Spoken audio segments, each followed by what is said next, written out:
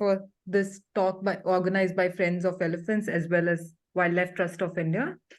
We have two speakers for one speaker, and then there will be a discussion along with Professor George Dian Balan and Professor Dick Moll. And Professor George Dian Balan is a renowned author. He's written a famous book, As the World as Once It Was. He specializes in megafauna topics, and he is a member of the Pleistocene Mammal Society, which is a very prestigious society. He's also a scientific contributor to different reputed publications. He's also discovered a new all-time record of an Asian elephant tusk, which is for length of 3.3 meters, which is quite huge if you look at it. He is also a multi-award winning fine art photographer and specialized in megafauna. His work has been widely published from BBC Earth to Nat Geo to Geo, and also Wild Planet Photo Magazine, as well as Asian Geographic, African Geographic, and other journals. It's indeed a pleasure to invite him today to speak on this topic of elephants and their tusk. Over to you, George. Thank you. Hi, everyone. A very warm welcome to this Saturday. I think we are on different time zones, but we are all enjoying. Just to introduce a little bit, my main area of research is megafauna, and especially those iconic individual in megafauna species, of which we can find very few today. But this was not the case all the time. And that is why I did a research, and I tried to, to compare the giant ice age year of the past with the giant moose of today. I tried to compare the woolly rhinos with the black and white rhinos of Africa. And I tried to compare the woolly mammoths with the Asian and African big tuskers. And what I noticed is that they are pretty much all these animals, as I explained to you, they are in the same league, which is quite an important, observation, because most of the people would somehow believe that the megafauna of today is less glorious than what we used to see in the past. And this is not necessarily true, especially if we talk about the recent past. And this brings me to the topic of today, which is about the Asian big tuskers and Asian elephant morphology. I'm the author of the book, The World as It Once Was, which brings a completely new perspective on iconic megafauna. It challenges your perceptions. It brings facts, evidence to substantiate my new discoveries. And what is important about this book is that once we establish the right facts, we see that we face a man-made reverse selection, a shifting baseline syndrome. The next question is, what can we do in order to save these giants which still grace our planet? So that is why I came up with a biodiversity vision, a set of 10 measures which, once taken together, can really help save megafauna. And I'm dedicating my time, my energy, my dreams to make these things happen. As you can see, among these measures, you see restoring natural populations. Yeah, that is about saving the precious, for instance, big ivory genetics in Asian elephants, so that the species continues to be biodiverse, continues to be resistant to parasites. Yeah. Getting to the topic of today's presentation, body morphology of Asian big tuskers. I would like to start from possibly the only viable gene pool for big tuskers left in the wilds of Asia, and that is in southern India, mostly the state of Karnataka. It is about Kabini, Nagarhole, Mudumalai, Bandipur reserves, is that area. And what is super interesting about that area is that we can find big tusk elephants, both from the robust built body line and also from the slender body line. And here we have two illustrious examples. On the one hand, we have Raja the Great, initially known as Mysore because he was sent from Mysore to Europe. And this elephant is the new all-time world record by tusk length. I personally measured and discovered that, and we will talk later on about this. It is almost 3.3 meters in length. And on the other hand, we have Bogeshwara, Mr. Kabini, an elephant well known, well studied, and loved by the people around the world, who passed away last year. I managed to examine the tusk of both these amazing elephants, and those of Raja the Great are of course longer and heavier and thicker, because that is somehow also proportionate with the body size of the animal. What I would like you to notice is that there is a perception, which I think it's partially wrong, that in Asian elephants, the body morphology of robustly built high dome elephants is only associated with small ivory carriers or with machnas, with elephants who don't have any tusk at all. And the starting premise, which is wrong, is that Asian elephants invested either in body size and robustness or in ivory size. But this premise is wrong because the evidence to substantiate it is based on examples after 3,500 years of man-made reverse selection. So we are looking at a data set of today, which is enormously biased by the reverse selection made by humans.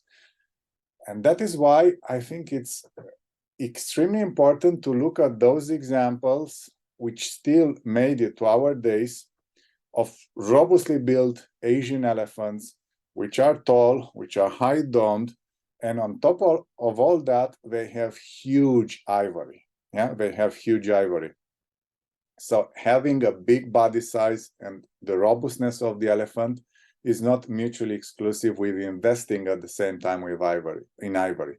And that is why I think this kind of genetics are the most precious in Asian elephants, because it is indeed a huge biological investment in one individual to develop all these aspects at the same time. And this is astonishing that in this South India gene pool, we can still find individuals like such as Raja the Great, or Ganesha, the father of Chamundi, or the Chikmagalur monotusker. They are all from this, stockier body line. And on the other hand, we have Mr. Kabini, Bogeshwara, and at least 5-6 forthcoming plow the earth elephants, which share again this kind of amazing genetics. So I will now go to the next slide, and I will talk a little bit more about this tall, robust, high dome, and big tusk genetic line in Asian elephants.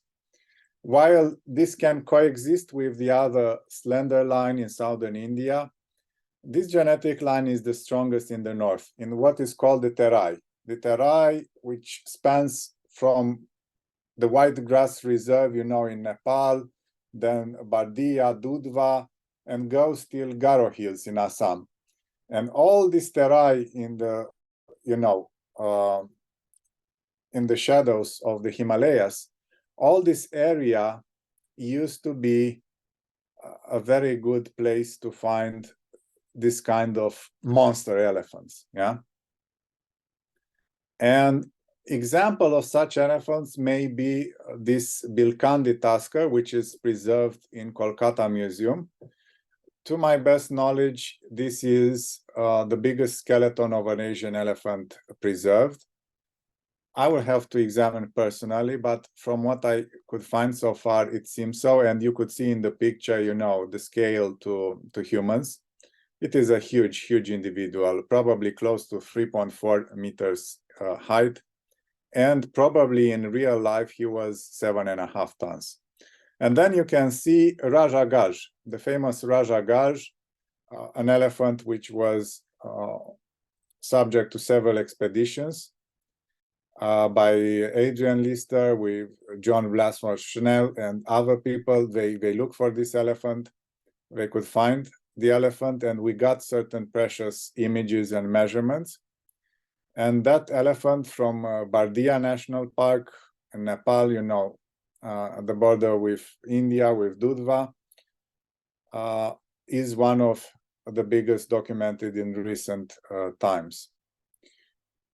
But these two elephants, especially Raja Gaj, he was maybe average tusked. Bilkhandi tusker was probably a big tusker, but I understand that the original tusks are not on display in Kolkata Museum, so I will need to further investigate this. Now, what we have is Siam, and this is a little bit misleading because this huge elephant was not from Thailand, but from northern India, from the Terai, and you can see this is the mounted exhibit in the Paris Museum of Natural History. I'm a pretty tall person, and you can see that this elephant, it's really huge. And the question that I ask myself is, was Siam really that big? And the answer is yes, he was. So I went to Paris, I made a request to the Natural History Museum. I went there with a good friend, Asier, was one of the world leading, young paleontologists. We went there together. We took pictures. We measured the bones. We took weights of the whole skeleton of Siam. And our conclusion is that indeed it was an elephant in the range of 3.2 meters tall at the shoulder. And probably this was a captive elephant, so was a little bit overweight. But his normal weight in the wild could have been about 6.5 tons, because these elephants are slightly heavier than other elephants of the same height. They are more robustly built, and this can be seen even in the bones. The bones are a little bit thicker, yeah? And maybe you ask yourself how Siam looked in real life. Oh, this is how he looked like. You see here a picture with him alive in Paris Zoo. And then here you see a rendition of his skull. You can see that these domes are pretty visible in the skull as well. On the basis of the pictures that we took with Asier, our friend Andrew, which is a world leading expert in this 3D interpretation of Asian elephants, he made this rendition of the skull. This is work in progress. I will not share more for the time being, but what you can already see is that these are really, really special elephants, very impressive. They are big in each and every respect. They are the most impressive animals alive on Earth, if you were to ask me. And if we go back a little bit to this image, with Raja Gaj, you see on the left, when they raise their heads, it's not just they have the domes as part of the skull, but they have huge muscles on top of the skull, which are inserted in the skull. And I like to explain that when they raise their heads, is like the Himalayas being raised by the Indian subcontinent plate going into the Eurasian plate. You know, it's this kind of comparison that I make is that impressive. It's really a sight to behold. So this is Siam. Now, the other body morphology of the Asian big tuskers is the slender one. And here they are usually short to average elephants, but some of them can be pretty tall. And those will be rather the exceptions. The slender and tall ones can go pretty much close to 3.2 meters tall, which is very big. But the ones from the robust line, they can get like about 20 centimeters taller. So those will be the biggest of them all. Here is a Thai elephant. And what was interesting about this elephant is that he sported 2.2 meter long ivory at the age of 23. So very young age and already very, very big ivory. Of course, slim because he was a young bull, but still very impressive. Unfortunately, he passed away because of digestive system infections, which is really the opposite what will be in the wild, because this kind of elephants will be more resistant to parasites, but because of captivity, you know, and maybe not a so good diet, some of these elephants, they die, you know, pretty young. Now, what is interesting for us to see how many big tusks we can find in Asian elephants, because, as I said, there is this misconception that the Asian and African elephants have much smaller ivory than the woolly mammoths. That is not true. There is this misconception that if there are some big tuskers, they are truly exceptional. There are just a few of them, which is also not accurate, because, as I said, we are after 3,500 years of man-made reverse selection against the big tuskers. They were always taken from the wild to serve as war elephants, as temple elephants, as elephants of the kings, or in forest exploitations. And they never reproduced. That is the thing. Always these stocks were, you know, refreshed with new individuals caught from the wild. And that is why, as I said, it's quite a miracle that today we can witness such individuals still in the Asian elephant species. And my research is the most extensive in the world on big ivory carriers. I have the biggest database on such elephants. And in my database, which is still growing, I have more than 30 individuals in the range of 2.5, 3.3 meter long ivory, to which I can add more than 100 individuals in the range of 2 meters to 2.5. So in total, about 140 elephants with big ivory, which is 7 times more than in trophy hunters records, than in Roland Ward, where you have only about 20 elephants with that long ivory. And which has also to be pondered against the fact that the population of the Asian elephants for the last 100 years or so has been always about 1/10 of the African elephant population. So if we multiply this number, you know, by 10, we will get to a number which will get close to what we know in long ivory carriers in African elephants, for instance. Yeah, and this is, I think, quite interesting. Another observation on the top 30 big tuskers in Asian elephants, pretty much all of them have cross tusks, yeah? And this is what I call the great tusker salute, because if you put your hands like the cross tusk of these elephants, it's like a hug, yeah? So the great tusker salute is a hug. These are the hugging elephants. And not only that, pretty much all of them are cross tuskers, but pretty much all of them have tusks longer than their shoulder height. This is pretty amazing. Yeah, this is pretty amazing. So I call them super tuskers by length. And if we give just this example of the new world record that I discovered, Raja the Great, his shoulder height was maybe just a little bit 3 meters 10, but his tusks are almost 3 meters 30. Yeah, this is a very good example. And others are the same. Their tusks are slightly longer than their shoulder height. I will show you more examples, during our presentation. Now, which are the longest and the heaviest recorded in Asian elephants? What you see here is the former world record is a royal Thai elephant. I put there his name, Chao Phraya Prabhukarn, and his right tusk, I personally measured that tusk in the Royal Thai collection, 301 centimeters and 45 kilograms. This is very impressive. By weight, the heaviest is in the collection of the London Museum of Natural History, and it comes from the Terai. So it comes from the area with the high dome, robustly built bulls.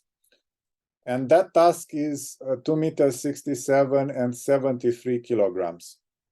And its pair is pretty much the same, like also in the case of the Thai elephant, the pair, they are quite well matched. The biggest tusk in an Asian elephant alive today are in this individual.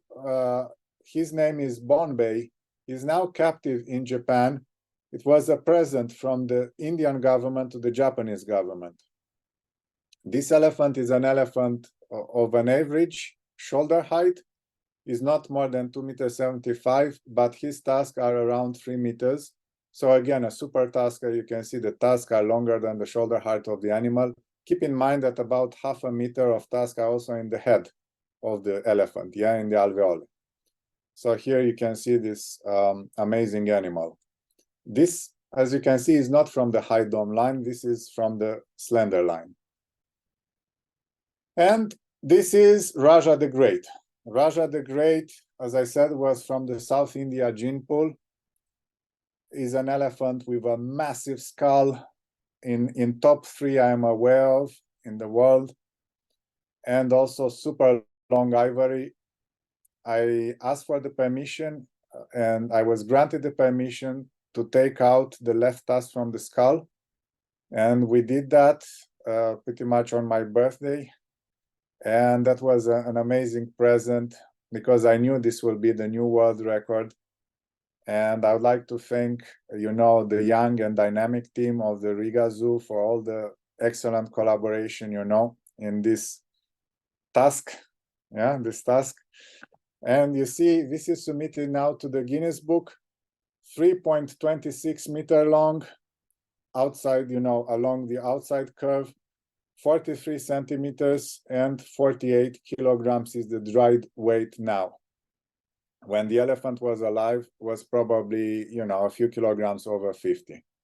It depends. There are studies which suggest that it could be up to 15% loss of weight over the years. And as this elephant passed away 10 years ago, it could be that in real life, the tusk of the elephant was up to 57 kilograms, pretty big.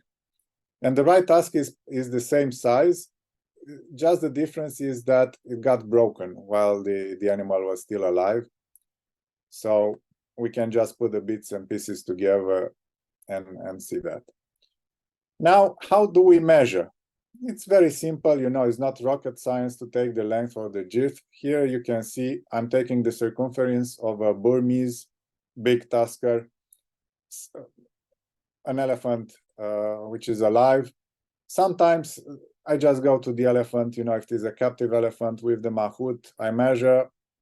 In certain situations, the mahout thinks that it's safer if the elephant is resting on the ground, like in this case.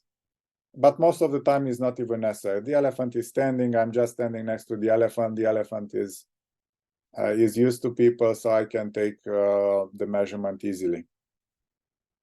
The 2 huge tusks that you can see next to me, and you can see also a tape along them, those are of the royal Thai elephant.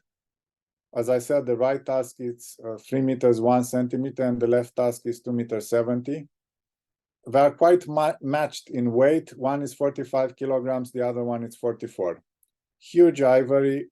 I'm really grateful to the Thai authorities that they granted me access. Was a long procedure, and I needed actually a letter of diplomatic support, to get access to this ivory. So I'm happy that everything went well in the end. Now, when you have this kind of task, to avoid, getting erroneous results, what I'm doing, I'm getting myself on the scale. We take 3 times my weight, so we see that we are getting, the similar result, and then I just hold the task. This is, I think, the best way to take the weight without errors, because otherwise I notice certain small errors, which could be, up to 1 kilograms or even 2 kilograms. So this way, we do it several times and it works pretty well.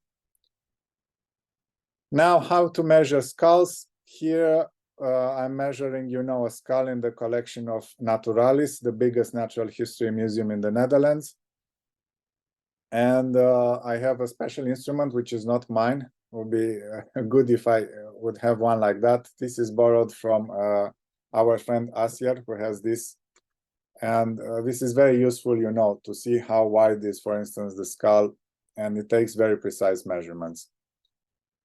This was an Asian big tusker, again, from the slender line, small body size, but as you can see, very big ivory. Like the woolly mammoths from Siberia, I would say, a point of comparison, they're rather smaller elephants, but still with big ivory. Now, how to take the shoulder height of a living elephant? It is done properly in the state of Kerala in southern India. Here you see the famous Pampadi Rajan, an elephant that I hope to personally see one day. This is an amazing elephant, close to 3 meters and 10. And you can see here is taken, the shoulder height is taken correctly. Yeah. If you cannot do this, you can approximate. If it is a captive elephant, the mahout will be on top of the elephant, and then you put the ruler, you put it along the leg of the elephant, the mahout will hold it a little bit on the side, and you get an approximate shoulder height, which could be with a small error of a few centimeters, but not a big error. And this is important, to make a correlation between shoulder height and body weight, and to see whether or not those elephants are overweight, and whether or not something has to be done, with respect to their welfare. And the last thing in my presentation is why tusk size matters. Well, it matters for a number of reasons, because this is a health certificate, because this helps, females choose the males, because this may make elephants win fights without actually fighting. It says, a dominance, it's an element of dominance display. Sometimes, depending on the shape, but not the cross tusk, the straight tusk can be efficient weapons or tools. And this kind of elephants are usually, they serve as role models to younger bulls. They offer certain leadership. I can talk for hours just about this, the purpose of the tusk and why it's so important, to preserve these genes in Asian and African elephants for biodiversity reasons and for the health of those elephant population reasons. But I will not elaborate more on this occasion. If you have questions, more than welcome to develop on any of these points. So yeah, this is question time. This is a picture taken by myself, which was published by National Geographic. A very nice bull from the slender line. Okay, so maybe now we will get to the second part, to the conversation, and then we can get to the Q&A session. No? Thank you. Thank you, Professor George. It was just a wonderful talk. And I can only think about tuskers. When we think about tuskers, we only think about African super tuskers. This is the first time that I am super impressed with Asian elephants with both these huge tuskers. And your record is quite fabulous. Now, for the conversation with Dick Mall, he's to just give you a short introduction about the work that he has done. He's also known as the Sir Mammoth. He is a Dutch paleontologist. He's a specialist in the field of mammoths, which Professor George was talking about. He's also worked for almost 3 decades in this field. His primary focus is on the mammals on the Quaternary period, including mammoths and extinct rhino species. He has catalogued fossil remains dragged from the North Sea, and since 1990, he's been associated with the mammoth site in Hot Springs, South in the South Dakota. In 1999, he has also contributed his expertise to the project for excavating the frozen remains of Jarko mammoth, led by Burnett, which was chronicled and featured in the Disney Channel's second highest rated documentary, Raising the Mammoth. He is also continuing his research on the study of Pleistocene remains on the Timor Peninsula using an ice age in the Katananga, Siberia in Russia. He is also a part of the team that has recovered the Yugoslavia mammoth in Yakutia, which is also famously on the display in the Expo 2005 in Japan. He is also a coordinator for the Mammoths program, Who and What Killed the Mammoths. I invite Sir Mammoth to actually have the conversation further with Professor George. Thank you. Okay. Diane, you want to have a conversation with me about prehistoric? Yeah, always, evidence? always with great pleasure, Dick. So I suggest we start, by introducing our audience to your main playground, which is the area which the bottom of your hand, looking for all these mammoths, in this part of the world, which actually used to connect the Netherlands to the UK. Yeah, well, we are looking at a map of the paleogeography around 40,000 years ago of northwestern Europe. And we can see the outlines a little bit of the south of the United Kingdom when connected with the main part of Europe, continental part of Europe, which is now a shallow sea. And we see that the northern part, the white shield, is the Ice Age, sheets coming from the North Pole, covering northwestern Europe. And this is how the world looked like 40,000 years ago. So if we realize that south of the ice sheets, there was a polar desert, and south of that, probably what we call the so-called mammoth steppe environment from the United Kingdom in the west over Europe, Asia, up to North America. And this is called the mammoth steppe environment. And that area was the paradise or the kingdom of the woolly mammoths and the associated late Pleistocene fauna. And nowadays, we have to understand that at the end of the Pleistocene or Ice Age, the ice was melting, and the melting ice was filling up the low countries. And that gives a sea level rise of more than 100 meters. So the British Isles became real islands. They became separated from the continent of Europe by the southern bight of the North Sea. And fishermen fishing for flatfish in that area, they come across remains of Ice Age fauna dominated by woolly rhinoceros, giant deer, wild horses, steppe bison, and of course the icon of the Ice Age, the woolly mammoths. And we have carried out several expeditions with fishing vessels up to 42 meters long, fishing for mammoth bones on the southern bight of the North Sea. And spending 24 hours on the sea, we come back home with crates of bones of Ice Age mammals, again dominated by isolated bones of woolly mammoths. And when you are really lucky, you might find an entirely complete skull, which is seen on the right side of this image.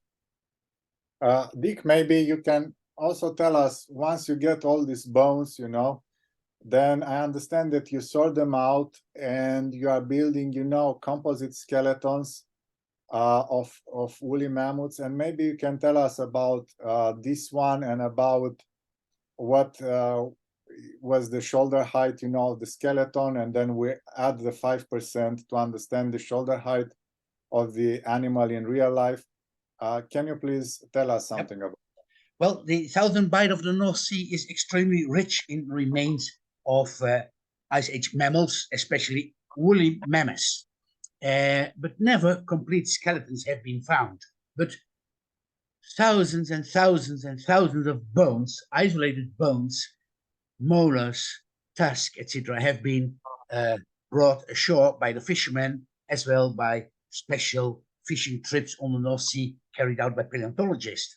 And once we started to select bones to build a museum display of a woolly mammoth, so we suggested that we want to go for a normal-sized, full-grown male individual, a mammoth bull.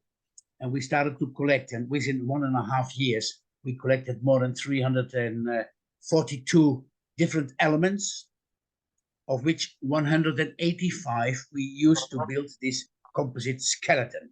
So you are looking at a skeleton of a male individual of woolly mammoth, Mammuthus primigenius, described in 1799 by the German anatomist Blumenbach.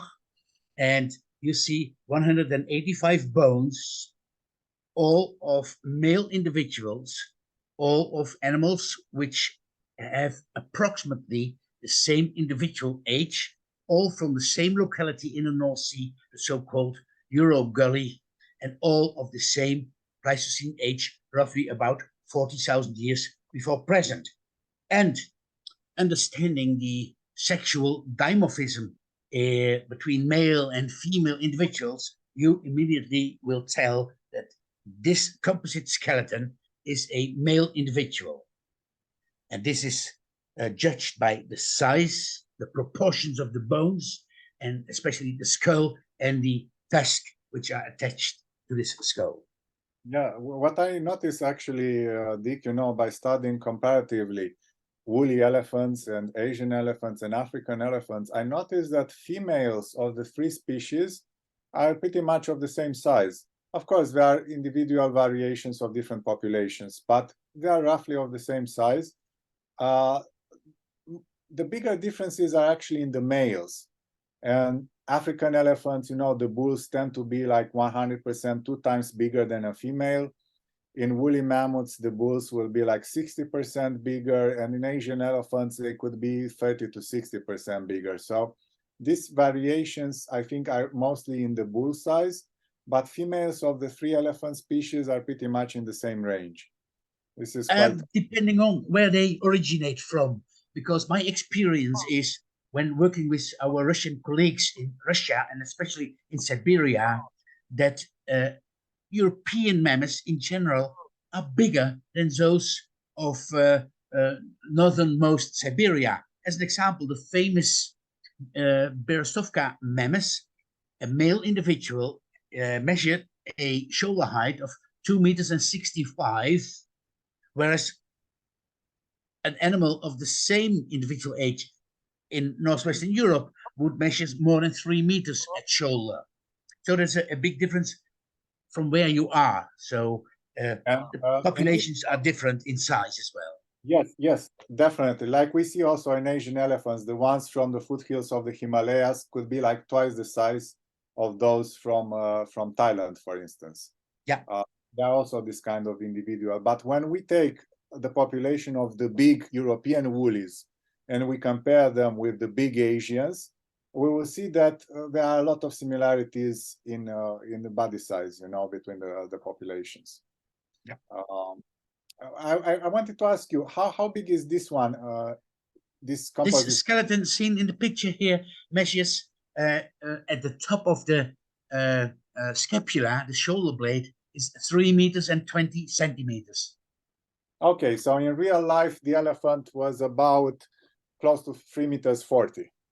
I would say 330 maximum. Yeah. Yeah.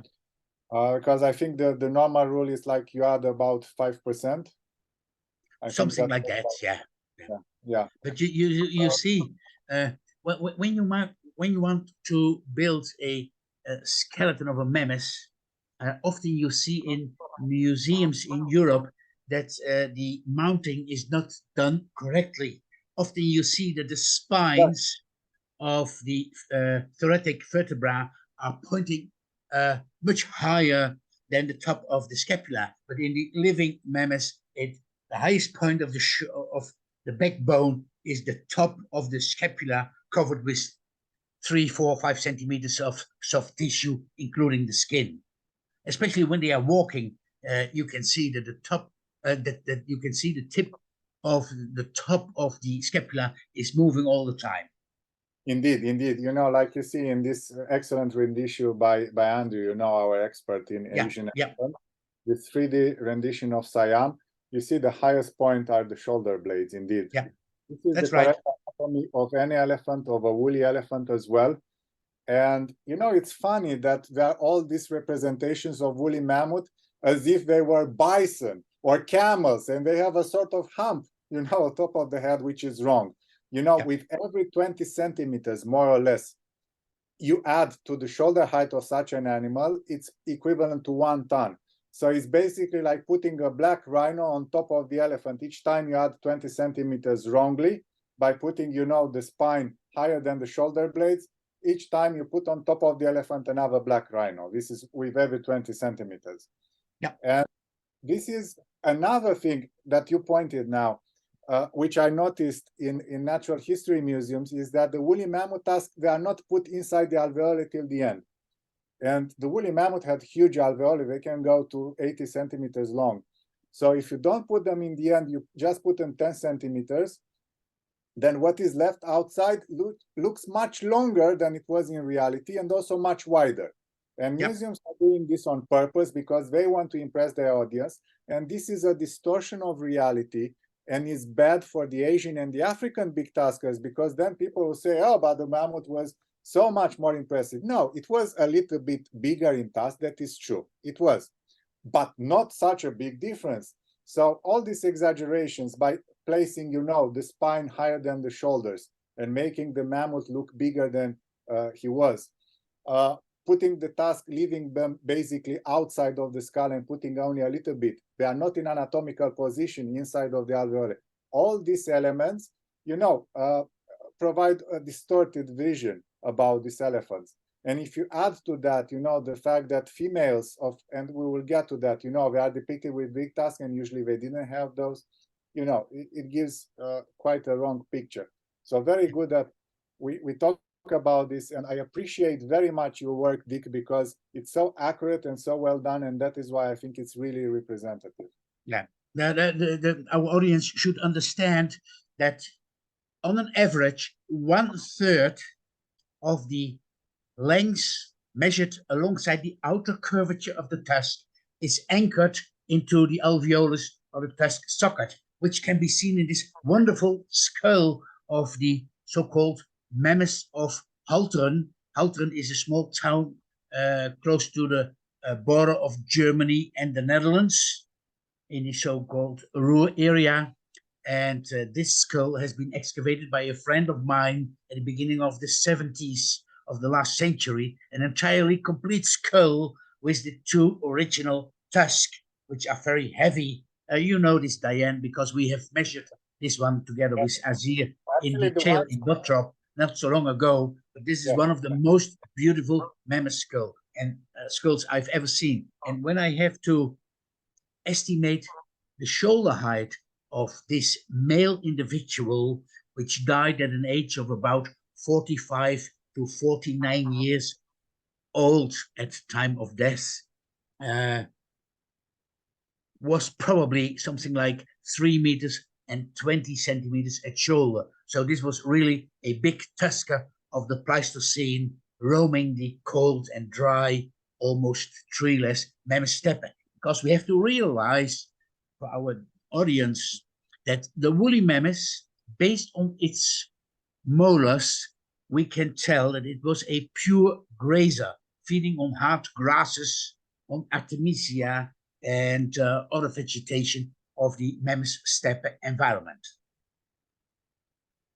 Yeah, and what is interesting about this skull, these are not the original tusks. The original tusks are kept separately, but these are replicas based on the original tusks. They are pretty long. They are over 3 meters, a little bit over 3 meters, so almost as long as the world record Asian elephant. They are thicker than those. And about the skull, it's something very special about this skull. This is, to my best knowledge, and I think you would concur with me, Dick, this is the biggest woolly mammoth skull maybe preserved. It's really huge. It's the biggest, at least, that I'm aware of. It's a really big skull. It's a big one. Yeah, it's really big for a woolly mammoth. And the alveoli have like 80 centimeters, but also the rest of the skull is very big.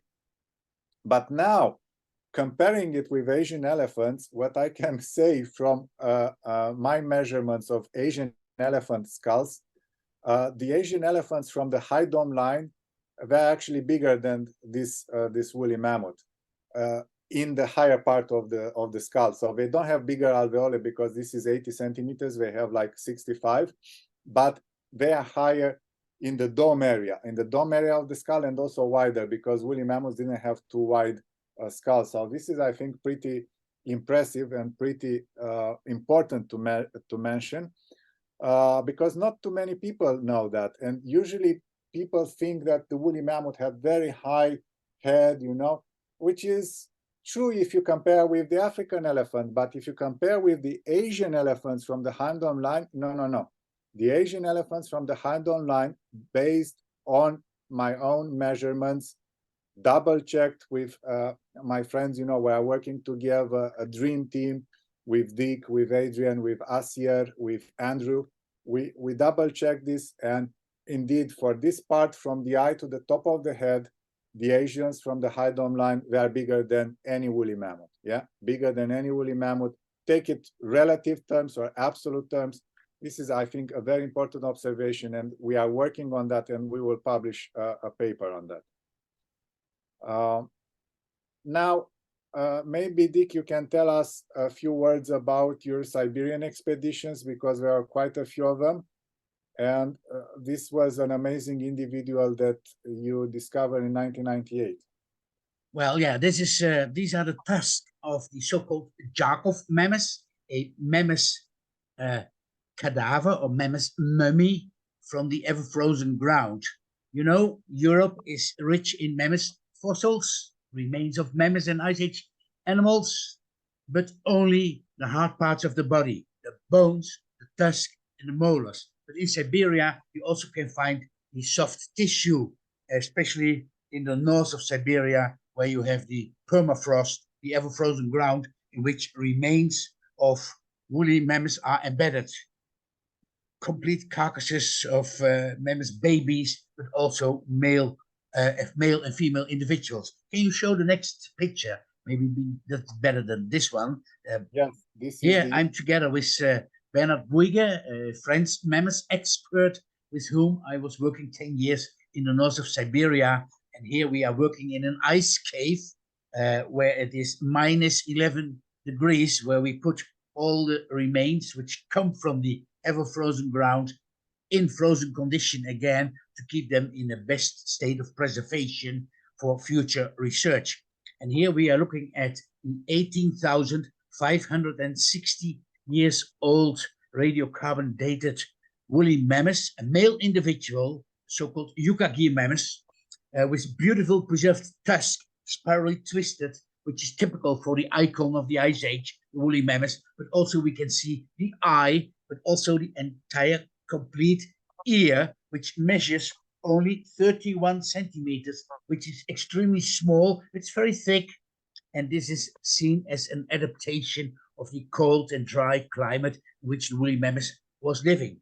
Can we go to the next picture? And there we see this Yukagir mammoth again, but then seen from the front, you see that the head is still covered with skin and fur up to 120 centimeters long hairs, but the tusk beautiful preserved like the animal was living the day before. Unfortunately, this one has been raped, I would say, by young people cutting off the trunk, which is a big pity because the trunk was there, but it was cut off. And then we came and we could save only this part of the skull. But look at the graph on the right side of the picture. The span width of the tusk measures 170 centimeters, which is quite big. But we have to understand that this male individual, its shoulder height, and we know exactly how high it was, 2 meters and 60 centimeters, because we had the entire complete left front leg of this individual with soft tissue in frozen condition, and the top of the scapula was 2 meters and 60 centimeters. So if we add 5 centimeters of soft tissue to it, this male individual, again, which died between 45 and, no, a little bit older, it was 49 years old at time of death compared to African elephants, and it was judged by analysis of the tusk, telling its exactly age, because we all know that in the tusk, when the tusk is entirely complete, that the entire life history of the mammoth is saved in the tusk, and we can analyze almost everything of it. But this animal stood only 2 meters and 65 at shoulder, and this has been restored by us because paleontologists also want to show to the public the final result of their investigations on a carcass like the Jakob mammoth, and we reconstructed the Jakob mammoth as well as the Yucca mammoth, how it looks like in the flesh, and we will see that on the next picture, I think. The Jakob mammoth had 1.30 meters, the span of the tusk. This one 1.70 meters. This is really big, especially for that shoulder height of a mammoth. And here is what you prepared for Japan, right? Yes, this is a life-sized reconstruction of the Yukagi mammoth. You can see that the tusk in this replica are the cast of the original ones. And based on all our measurements, Remy Bakker, a paleo artist from the Netherlands, reconstructed the animal, and this was put on display in Japan in 2005, almost 20 years ago. And I remember that it was on the World Expo, and this mammoth was attracting the people very much. It got in almost 6 months of the opening hours of the World Expo in Aichi in Japan, 6.6 million visitors. So this is a famous mammoth, so to say. But you can see immediately, having all the knowledge which we are sharing this afternoon with our public, that this is a male individual. Dick, tell us, because I think a lot of people were asking you when seeing this replica, was it a mounted specimen? Oh, so yeah. That was interesting. I did an interview with a lady of CNN, and I was explaining. I was standing in front of this replica, and the lady was asking all kinds of questions. And then at the end, she asked me, "Why is this mammoth so important? What is so special at it?" And so I summarized for her that we started with the excavation, did several expeditions to take all the information from the frozen ground. We analyzed the dung of the animal, which was found in the intestine, etc., etc., etc., and that now we put it on display after the wonderful work of the paleo artist, and we are looking at this artificial woolly mammoth. And then she said, "No, this is the real one." I said, "No, this is an artificial one. This is just sculpted by a Dutch sculptor, Remy Bakker." Yeah. Okay, the next one, because we are running out of time, I guess. No, we are still okay. I think we still have 20 minutes for our chat, so that's fine. That's fine. We should not rush it. Here, maybe just to highlight, the shoulder height of this amazing mammoth, 2.65 meters, is pretty much the same shoulder height as Bogeshwara, the big tusker from Kabini, from Karnataka, from India, that I showed you in this presentation. So it's pretty much the same shoulder height. This way you can make a comparison. So basically, the this is typical, for a Siberian woolly mammoth in body size, in tusk size, in morphology. So you can compare this one with an Asian elephant from the slender line. Yeah, the ones from southern India, from Thailand, they are pretty much in the same league, same shoulder height, and when you compare the big ones, the big Asians, you have to compare them with the European woolies, which were much bigger animals, almost 2 times heavier. Yes, almost 2 times heavier. So maybe it's worth, pointing out to this. And this is a female woolly mammoth. Yep, you're a good schooler, because you see, it's a small individual. It's having a baby to it, which is less than 1 year old, 1 years old at time of death. But look at the tusk of the adult mammoths, not so spirally twisted as we can see in the beautiful museum displays, where we always have these spirally twisted tusks, etc. That are all male individuals. This is just to show that females are much smaller in general, and it's the females who gave birth to new ones, and not the male individuals. Yes, and I think this is extremely important, because there are so many erroneous depictions of woolly mammoths. I've seen so many, on book covers, in museums, depictions of a herd of female mammoths with babies, and all females have very thick and very big and curved ivory, which is of course not true. Some of them had a little bit longer ivory, that is true. They could reach, about 2 meters in length, exceptionally the matriarchs, but that was slender ivory, and that will be just the matriarch and not the whole herd. So these are erroneous depictions. And also, when it was that mileage of a woolly mammoth article published in Science or in Nature, 1 or 2 years ago, you remember, with that Alaskan mammoth, how much the mammoth traveled. Oh yeah. The samples were taken from a tusk, which was, I think, less than 1.8 meters long, 1.8 meters. But when the cover of the magazine was done with an individual with tusk close to 4 meters in length, you see?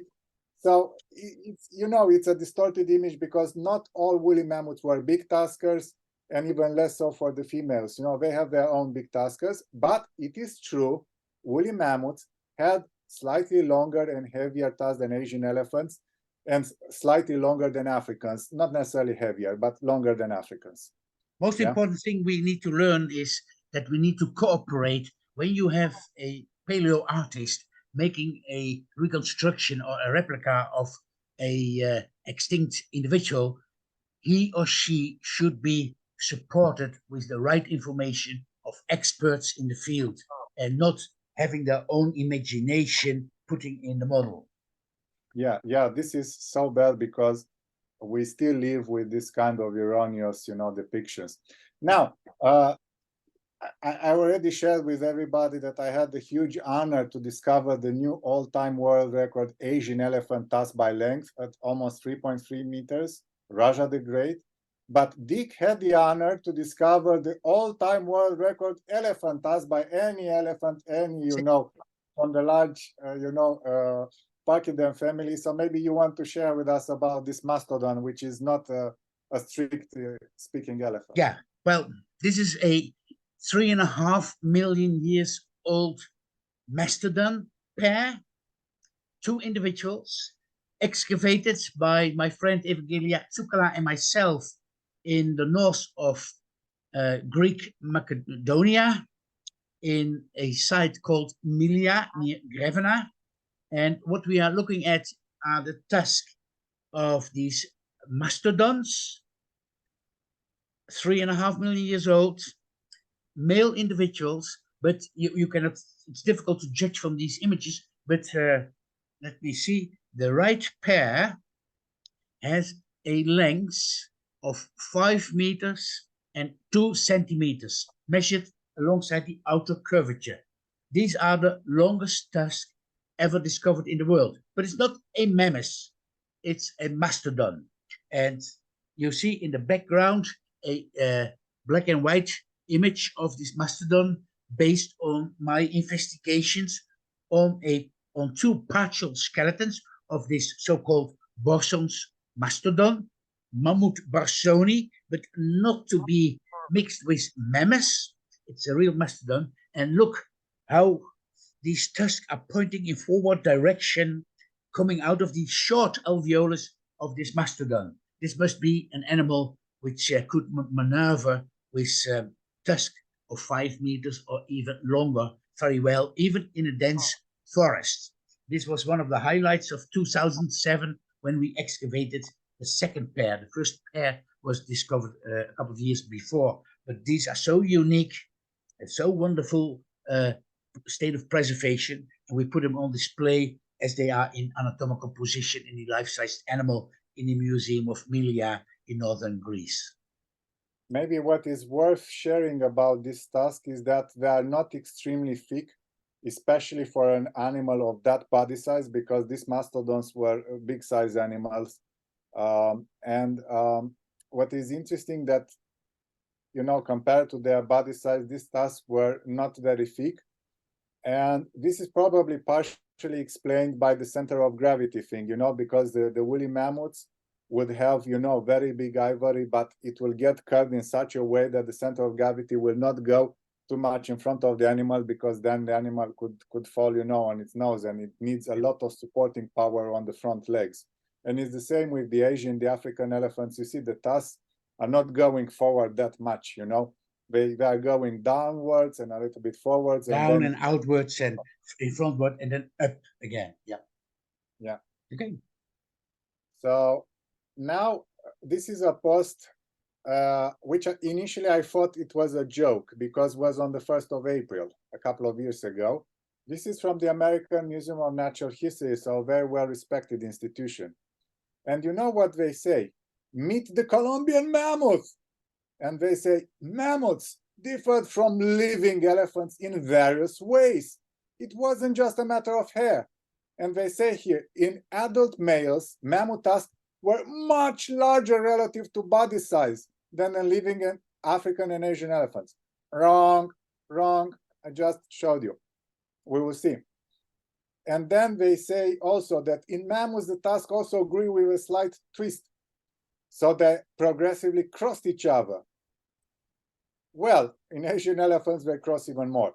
And then they say that bodily proportions were also different. Huge head, blah, blah, blah, features not seen in living elephants.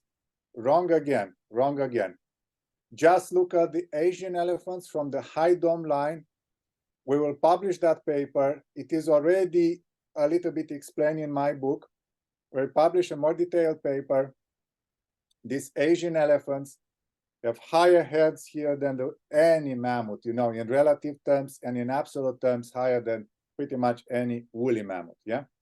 And here, you know, when I saw this drawing of a mammoth, actually, I thought it's an Asian elephant because I knew very well this individual, you see? So just compare. This is your Colombian mammoth. This is the Asian elephant called Plaisura, which passed away in 2020 in Thailand. And you can see it's pretty much the shape and the size of the tusk relative to the body size of the animal as the Colombian mammoth. So, you know, I think it's quite obvious for everybody. And now I will show you something interesting. This is, you know, the granddaddy of the mammoths. This is the southern mammoth, and this is an individual that this replica was created under the supervision of Dick. And on the other hand, you see an Asian elephant with exactly the same size and shape of ivory relative to his body size. So maybe, Dick, you can say something, because when I showed you the first time this Asian elephant, you got very excited and you said, look, but this is really like the southern mammoth. And I know that you based this replica on tusks from Italy, which were really in this shape. Can you please maybe tell us a little bit about this? Yeah, the life-sized model was one of the things I had in mind since many, many years. And in our museum, Historyland in Hellevoetsluis, we had the opportunity this year to create a life-sized replica of the Mammutus meridionalis, the mammoth of the south, described in 1825 by Filippo Nesti from Italy. And this elephant, this mammoth, was about well, it was coming out of Africa around 3 million years ago, spread out over Europe and Asia, came up to the British Isles. It was a very large elephant. This specimen here is based on bones which have been trawled from the bottom of the North Sea, about 2.5 million years old. And this animal stood 4 meters and 20 centimeters at the shoulder. And the tusks are based on a beautiful skull with big tusk from a male individual from the Arno Valley in central Italy. And that skull is on display in the Museum of Montevarchi. And with the artist, I gave him the information that this should be the size of the tusk, and also with the groove, which we can see on both tusks. And then you came up with your beautiful picture of the Asian elephant showing the same features. So yeah, we can see that somewhere there is a connection between the Asian elephants and the early Pleistocene mammoths as well. Yeah, this is amazing that this kind, because some people are not aware that Asian elephants are really close to the mammoths. Mammoths were elephants. It's not like mammoths are something else. Our woolly elephants are just another species of elephants adapted to a colder climate usually, but not necessarily. The last ones, the woolly ones. And it's amazing that this shape and size of ivory is preserved till today in certain Asian elephants. And I personally know at least 5-6 bulls like the one in the picture on the right, which I took myself, which are absolutely amazing. You look at these elephants, you think you are traveling back in time. It's absolutely amazing. Just one remark, this Mammuthus meridionalis on the left, that was not a grazer like the woolly mammoths. This is a pure browser, so feeding on leaves and twigs of shrubs and trees from the savanna-like environment to which it was adapted at the beginning of the Pleistocene or Ice Age in Europe and Asia around 2.5 million years ago. Thank you.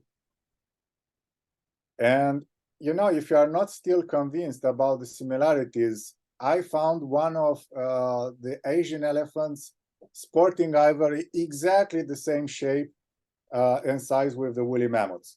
So if the previous Asian elephants preserve the ivory shape and size of the ancestors of the woolly mammoths, of these southern mammoths, then certain Asian elephants like this one, it's interesting, it's from the slender line, but it's a pretty tall elephant. It's close to 3 meters tall. And you can see it's sporting big ivory and exactly in the shape of woolly mammoth. And I'm aware of a few other Asian elephant bulls with the same size and shape of ivory. And you can see on the left a composite skeleton of a woolly mammoth that I think Dick prepared. Maybe you can say a few words about. Well, this is the skeleton which we had seen before, right? Yeah, it's the same, but now you see it from the same. This is the front view. Yeah, this is the front view. So is the composite that was in the workshop, and here is in the museum. Yep. And if you are still not convinced that Asian elephants can sport ivory of the shape and size of the woolly mammoths, then I will give you a few more examples. You see this one. This one is a robustly built elephant, but not very tall. So this is about 2.65 meters tall, but it's robust. It's 4 tons. With rather thin ivory for that body morphology. This is a Thai elephant, but I personally measured certain Burmese elephants. It's very interesting that the Burmese elephants, big tuskers, which very few that made it to today, because there are very few left, they have very thick ivory for their body size. The thickest I measured in the Burmese, it's 48 centimeters for an animal which is slightly less than 4 tons. This is normally, a circumference that you find in bull African elephants, which are 5 to 6 tons. Yeah, just to give you an idea. So it's very interesting, that Burmese gene pool, which I tracked back historically, and also historically it gave, quite thick ivory in comparison to elephants from southern India or from Thailand of similar shoulder heights. It's very interesting. This is again, you see our mammoth from today, and I will end up with another bull. This is a young bull. The other ones were over 50 years old, but this one is just over 30. And you can see this very fine bull has already tusked more than 2.5 meters in length. Very nice bull, still alive. And yeah, I think that I have provided already quite enough evidence, and I have much more, but we have a limited, time allocated for this talk, that Asian big tuskers are not so much behind woolly mammoths in ivory shape and size, and those high-domed definitely not in the size of the head, definitely not at all. Okay, thank you so much, and we are welcoming questions.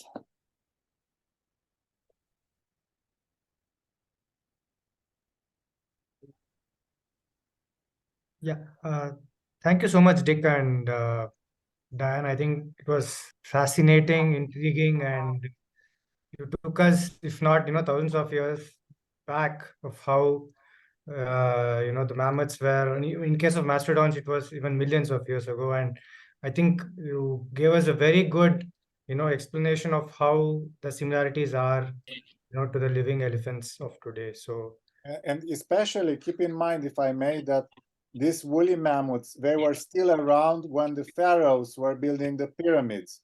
So they are not that remote in time. The other elephants were remote, but woolly mammoths are really contemporary with us as, Homo sapiens, with the humankind. So they are contemporary with the present Asian and African elephants. Yeah. absolutely. Thank you so much. Sanjay, you want to take up the Q&A? Yeah, thank you so much. Thank you. I think, am I audible, Naveen? Yes, very, very well. Very good, actually. Okay, wonderful. So at any point in time, if my audio goes compromised, I'll switch off my video. I think, including myself, everybody in the audience, I think we are still in that awe, and we are still trying to digest all the information that have been shared last couple of minutes. And I could see that the questions also started flowing a bit late, usually when they start flowing in the beginning, because everybody is trying to digest, what is being presented.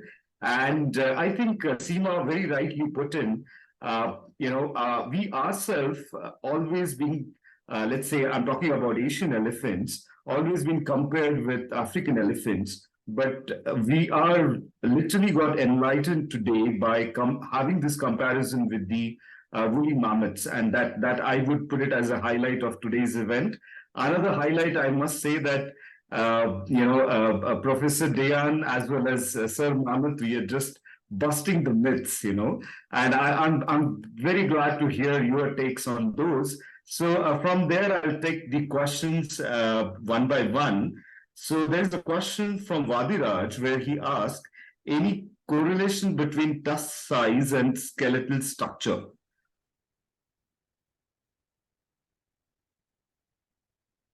Professor Dian, you're on. Yeah. Well, what I noticed that it is a certain correlation when it is about tusk thickness, it could be. So those which are from the robustly built line normally sport, thicker ivory. As to the length, not necessarily. The length is very, very significant, both in the lean and the robust body line. Those robust, from the robust body line, it's interesting that a 3.2 meter tall Asian elephant from this body line may have the bones actually slightly thicker than an African elephant, now comparing with the Africans of the same shoulder height. So this is interesting. They are really, solidly built animals. So otherwise, as I said, big tusks can occur in all these forms and all these combinations of body morphology of Asian elephants. But I think if you really take the heaviest, the thickest, those will be in the robustly built body line, because, this tusk and their weight cannot go beyond a certain percentage of the overall body weight, of the animal and of its, skeleton. when studying Tusk or making comparative investigations with different species, we also should take into account the individual health of the animal, the availability of food. Was it living in a paradise or was food very scarce? We need to take into account the individual age of the individual, etc., etc. So in general, it's difficult to say if there is a connection between the size and the length and the weight of the tusk to the skeleton. It depends on much more factors to tell why one has a big tusk and the other one a small tusk.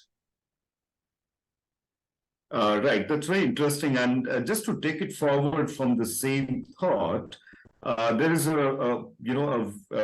another question about the tusk. So again, Vadiraj or somebody else, I'm sorry, who has asked this question, but it's been asked that based on the parameters of the tusk, is there any information about the difference of paleo diet of the woolly mammoth and the current elephant's diet being mainly grasses and shrubs? So I remember Sir Mammoth, Professor Dick has pointed about the grazing and browsing. So would you like to take up this? I'll just repeat. Is there any information about the difference of paleo diet of woolly mammoth and the current elephants being largely into grasses and shrubs, which is grazing and some browsing? Oh yeah, many studies have been carried out on what was the animal eating, where was it feeding on. As an example, specialists from Europe have studied microwear on the enamel of the molars of different species of mastodons, of early and late Pleistocene early and late Pleistocene mammoths. And for sure, I'm convinced that there are studies done on recent elephants, Asian and African elephants, showing the same characteristics.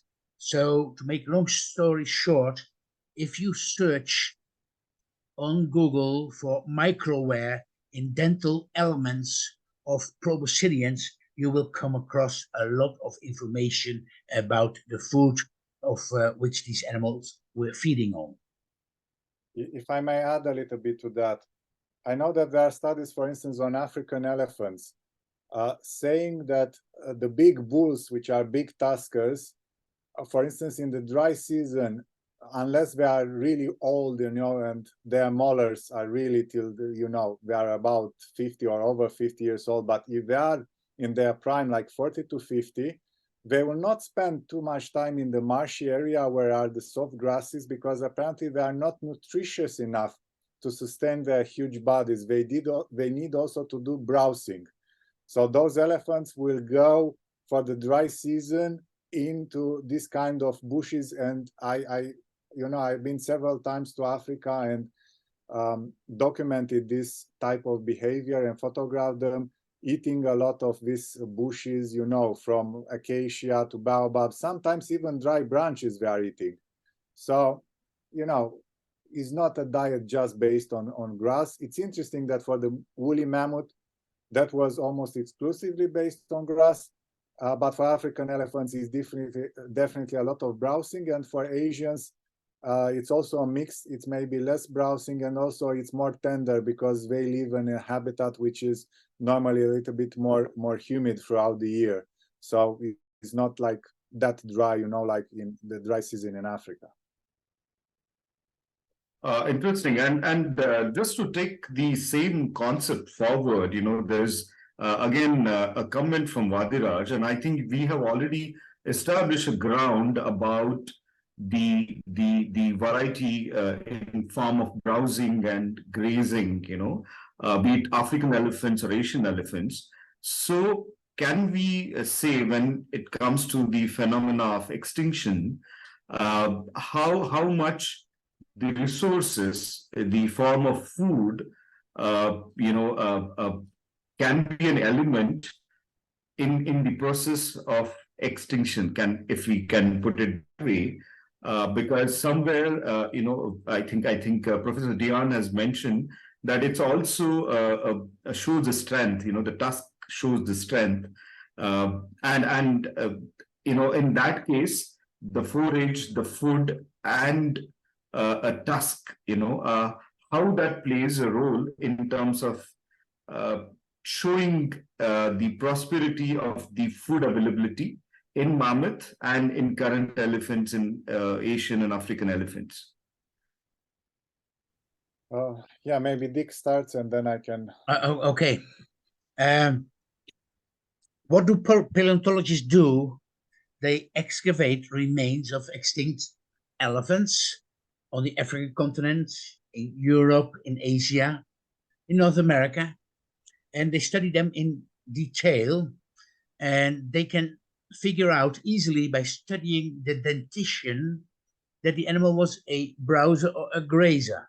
And when you have a whole lot of data on characteristics of molars, of the dentition, you can see that there is a trend that the early Pleistocene mammoths, which came out of Africa to Europe, Asia, and via different species into the New World, that they have an increase of the number of lamellae or plates, a decrease of the thickness of the enamel, and especially the crown height, which is for a grazer extremely high.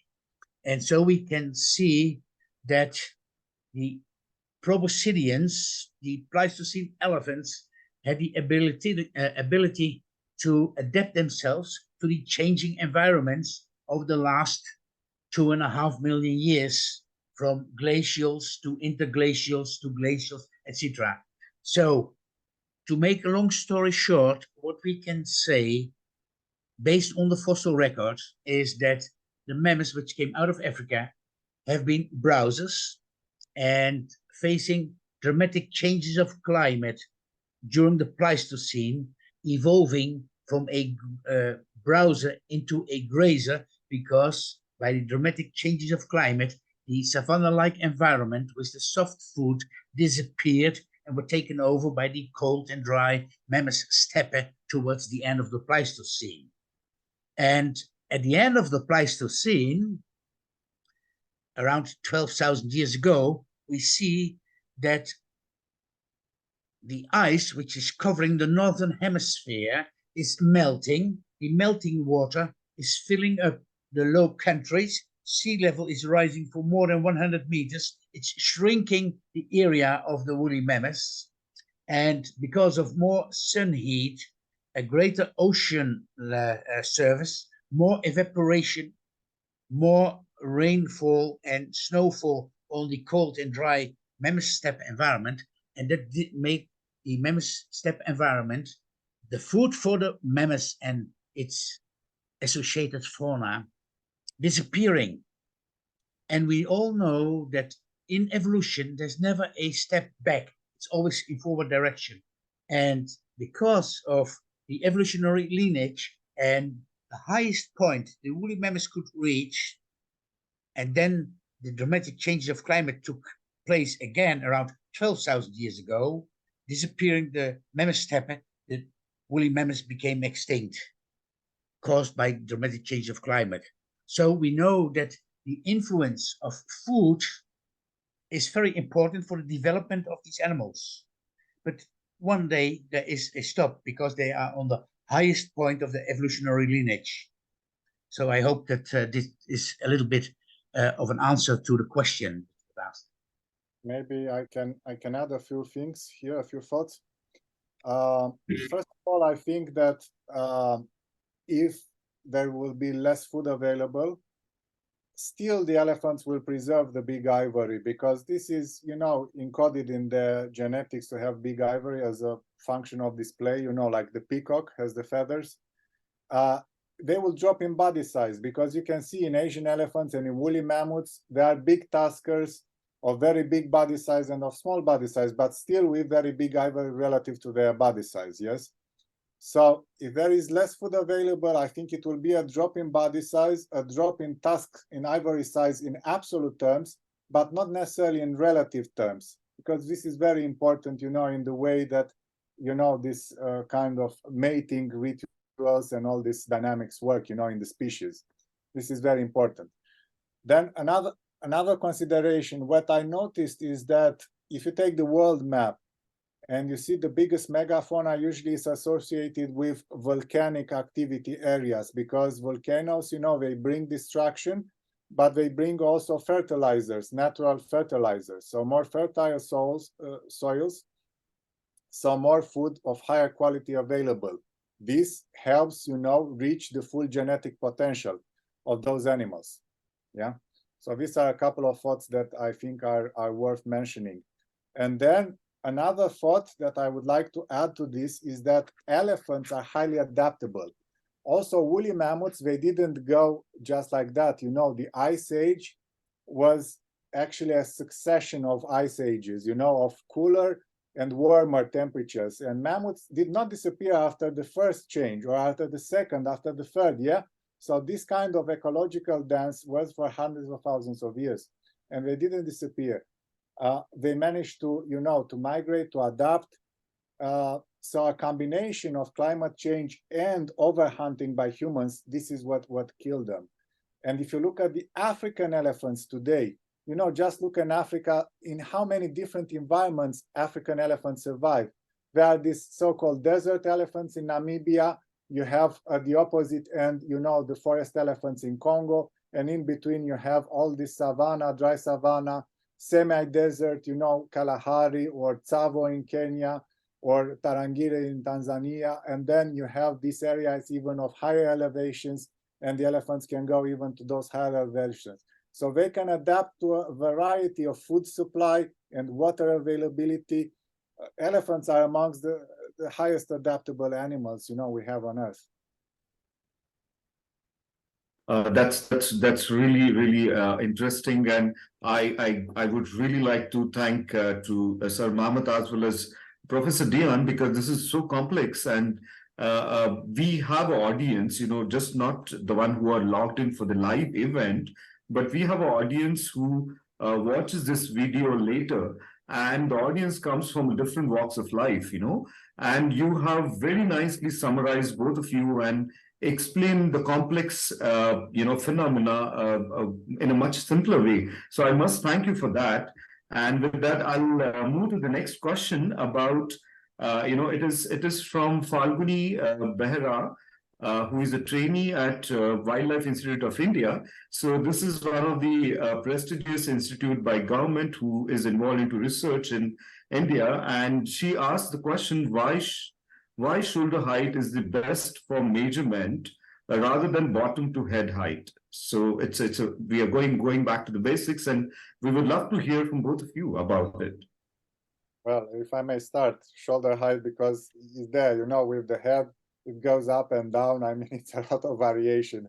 It's not reliable. And the shoulder height, you know, there is normally a direct correlation with the weight of the animal. So you can evaluate the state of health of the animal. Some of the animals in certain Asian camps, they are underweight. They are intentionally kept underweight so that they are less time in mast, you know. So a bull in his prime should be like 3 months a year in mast. And sometimes they get, you know, smaller ratios of food and of low nutritional value, which is not good for the elephant, just to keep the elephant super lean, underweight, so it will have 1 month of mast instead of 3. This is very bad for the animal welfare, you know. And in some Western zoos in Europe or in the United States or elsewhere, or zoos, you know, in Asia, is the opposite thing. They are overweight. So you'll see an elephant which is like half a ton or 1 ton heavier than that elephant should be even before mast, because naturally all elephants will get bulkier, you know, males before mast.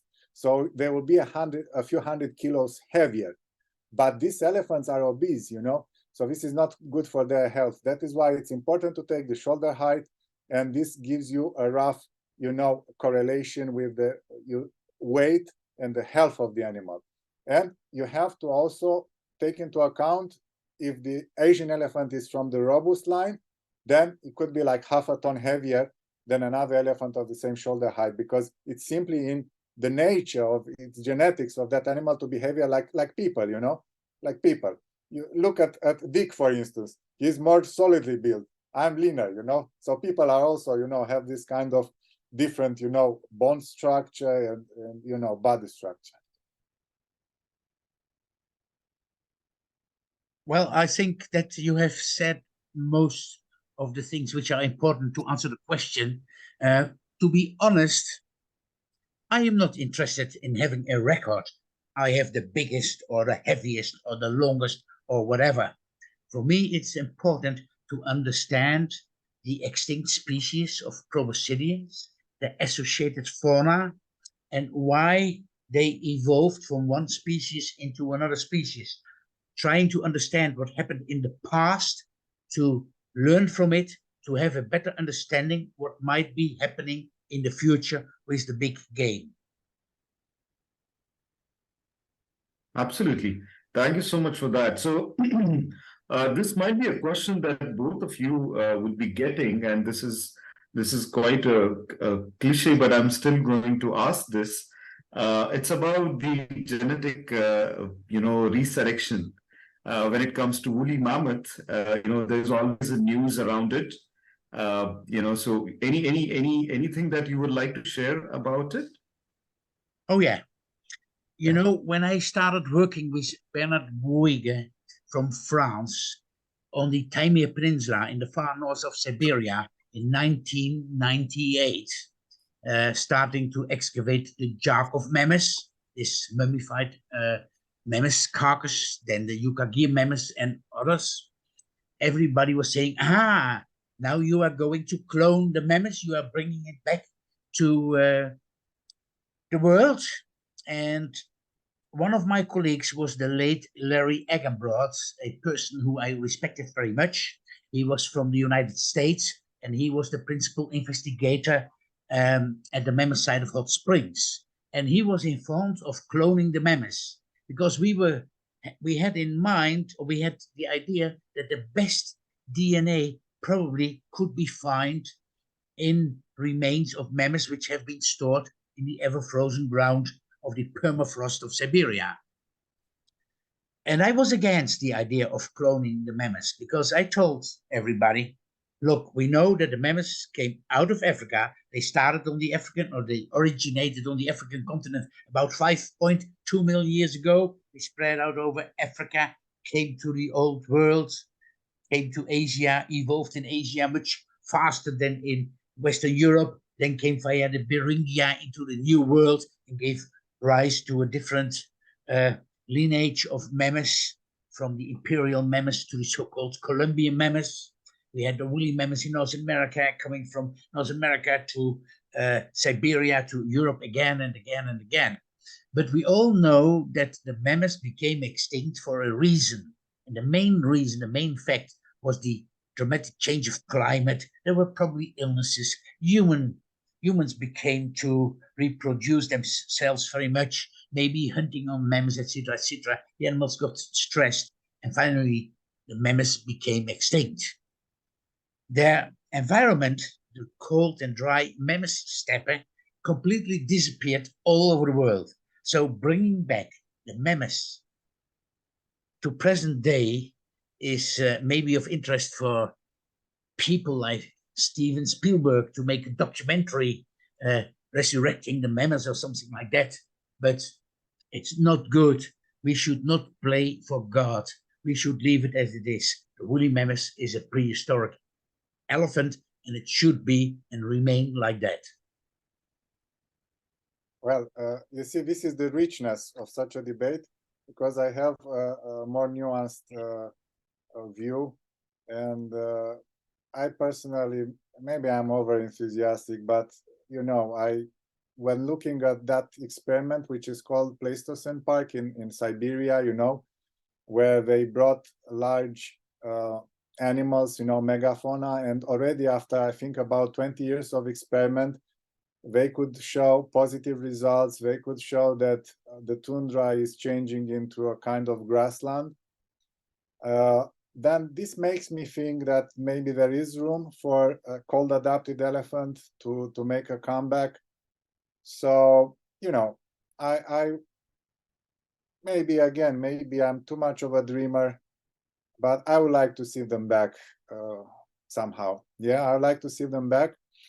And what I try to do now, I found some partners, you know, in the United States, and they may be helping in doing a genetic mapping of the Asian big tuskers, which will be great, you know, to have such a database to save the Asian big tuskers.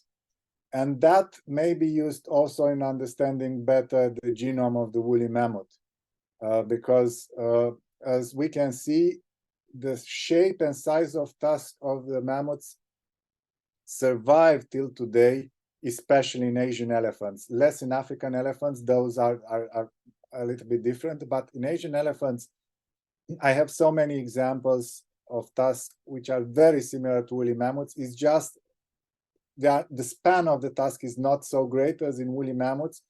And I think that is also as part of an adaptation of a different environment, because, you know, the skull of an Asian elephant goes to almost maximum in the huge individuals, almost 90 centimeters wide. Yeah, about 90 centimeters wide.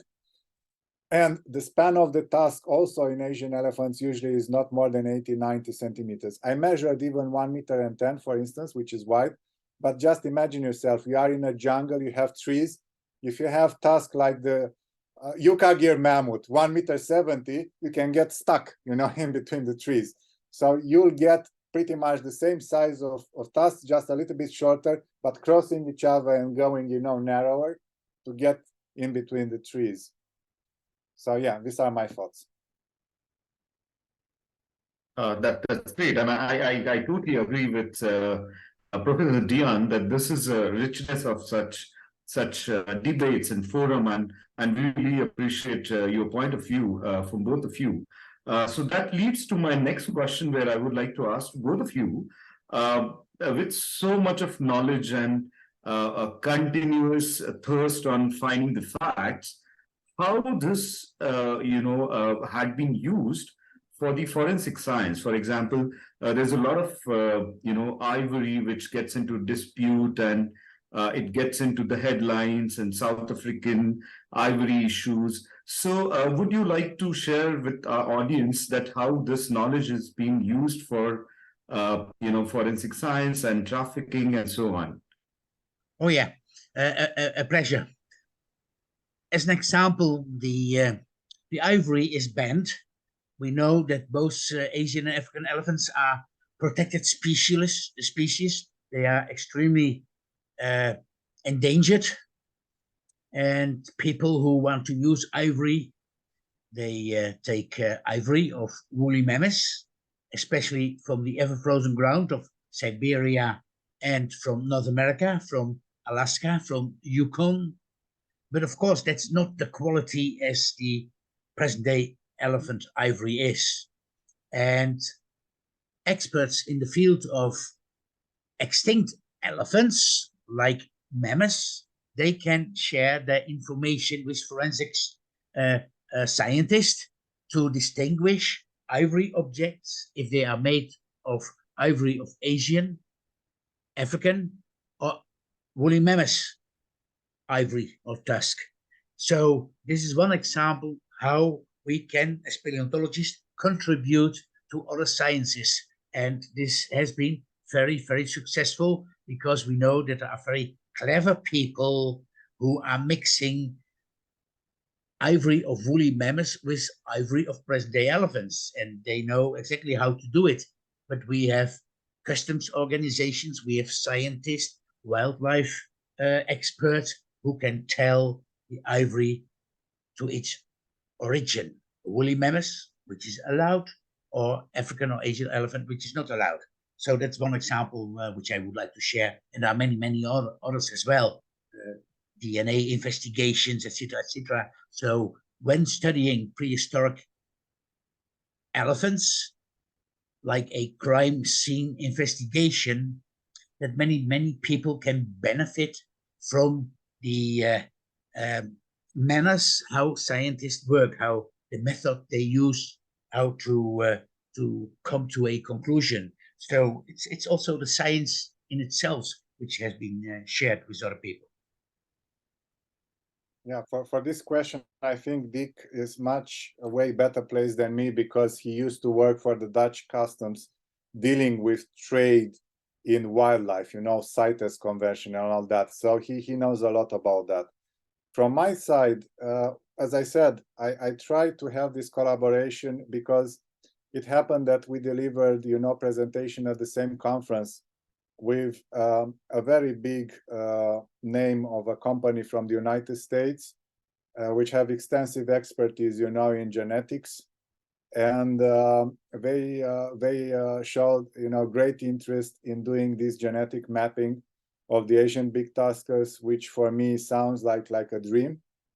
And they have the technical and I think also the financial resources to do that. So I will try to help them, to tell them where exactly they can find the skulls, the tusk, or the living elephants that could be of interest. And of course, once we have this kind of genetic mapping, that can have different applications, not just, you know, in the genre of the mammoths, but also another application I imagine could be in the forensics, you know. So it could be used, you know, to trace a little bit, you know, the ivory trafficking. Absolutely, absolutely. And I can't stop saying myself that I'm still in awe with the information and data that has been shared so far.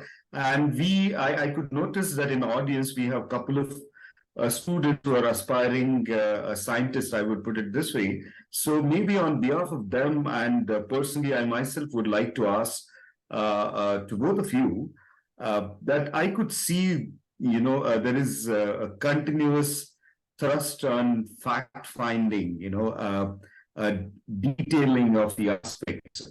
So for these aspiring scientists and researchers, I would like to ask both of you that how is that works with both of you in terms of your thought process, in terms of finding more, finding facts. If you would like to share with us, that would be inspirational for the students, I guess. Well, I can give only one example, which works superb. In 1995, the late Professor Nikolai Vereshchagin, a real expert in the field of mammoths and mammoth fauna from St. Petersburg in Russia, organized an international mammoth conference in the Mecca of mammoths, and that's St. Petersburg in Russia. And I participated with 13 colleagues from countries abroad to this conference. And when this superb conference was finished and seeing all the beautiful mammoth remains in the Zoological Museum, we decided to have a international mammoth conference every 4 years. Later on, it became every 3 years, but it has been very, very successful.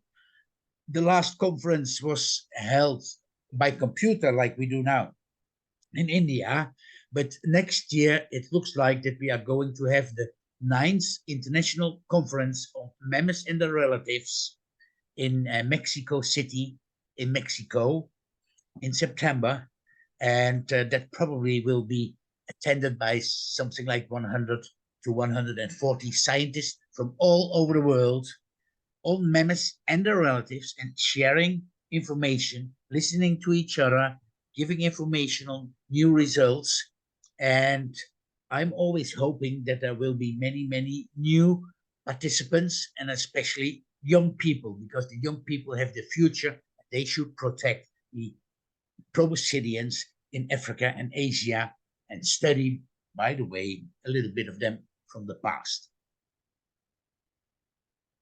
Yeah, with respect to what advice I can give, you know, just be passionate and pursue it, you know, invest your time, your money, your dreams, your energy, everything of you, give it all. And in India, you are so privileged because you have still these elephants alive, you have different populations. So to not make it, you know, too burdensome for your pockets, maybe each of these students should focus, over an area which will be closer to his home.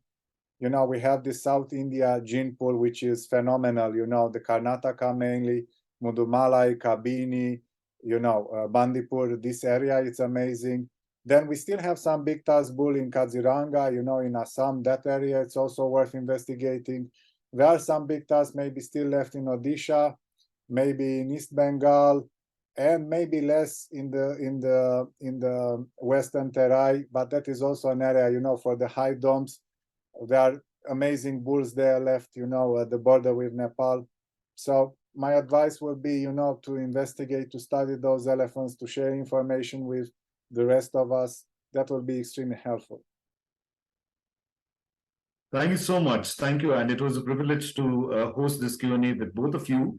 I would like to hand over to Seema and Naveen now. Yes.